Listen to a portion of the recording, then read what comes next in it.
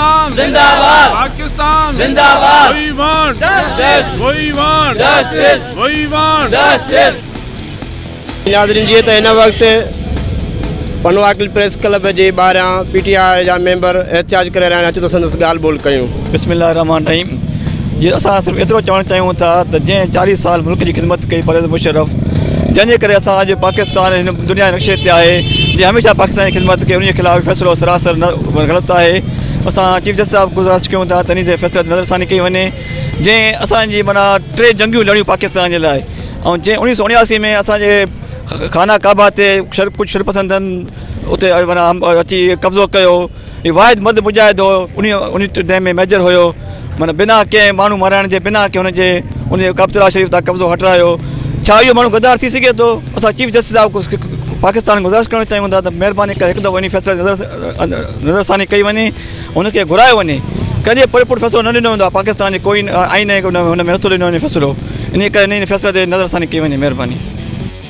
बि अहिड़ो फ़ैसिलो कोन थियो आहे त जनरल साहिबु पाकिस्तान जी ख़िदमत कई आहे ऐं आर्मी जी ख़िदमत कई आहे। जनरल साहिबु जेको जस्टिस ॿियनि जजनि जा केतिरो फ़ैसिलो न आहे, सरासर ग़लति आहे।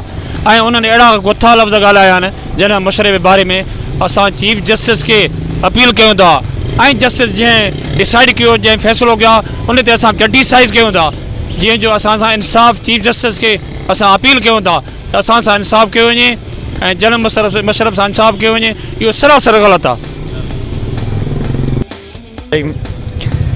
साईं, असांजी जेको अदलिया फ़ैसिलो कयो आहे, असां अदलिया जो एतिराम कयूं था।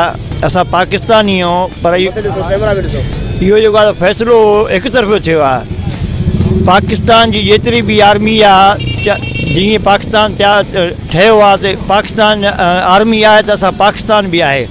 उन्हनि सिपाही खां वठी जनरल मुशर्रफ जेको आहे सो इन जनरल साहिब ताईं बि उहिदे ताईं बि पाकिस्तान जी ख़िदमत कई आहे। उहो कॾहिं बि पाकिस्तान सां गद्दारी नथो करे सघे। कोई बि फ़ौजी हुजे, चाहे जनरल मुशर्रफ रिटायर हुजे या ॿियो को फ़ौजी हुजे, इंशाअल्लाह पाकिस्तान आर्मी ख़िदमत कई आहे मुल्क जी। असां पाकिस्तान आर्मी सां गॾु आहियूं। महिरबानी। आहे जनरल परवेज़ मुशर्रफ जे ख़िलाफ़ु असां इहो सम्झूं था त हिकु तरफ़ फ़ैसिलो आयो आहे, छो त पाक आर्मी जो कोई बि जवान गद्दार नथो थी सघे। ही जजनि जेको फ़ैसिलो ॾिनो आहे उन ते असां चवंदासीं थोरी नज़रसानी थिए। वॾी महिरबानी। जी नाज़रीन, जीअं त तव्हां हिन मुज़ाहिरनि जा व्यूज़ ॿुधा, कैमरामैन मनोहर रहियो सां गॾु अयाज़ अब्बासी, सोच TV पनवाकिल। सब्सक्राइब कयो असांजे पंहिंजे चैनल सोच TV खे ऐं बेल आइकन खे दबाइण कॾहिं बि न विसारींदा। सब्सक्राइब करें आपके अपने चैनल सोच TV को और बेल आइकन पर क्लिक करना ना भूलें। Don't forget to subscribe our channel Soch TV and press the bell icon.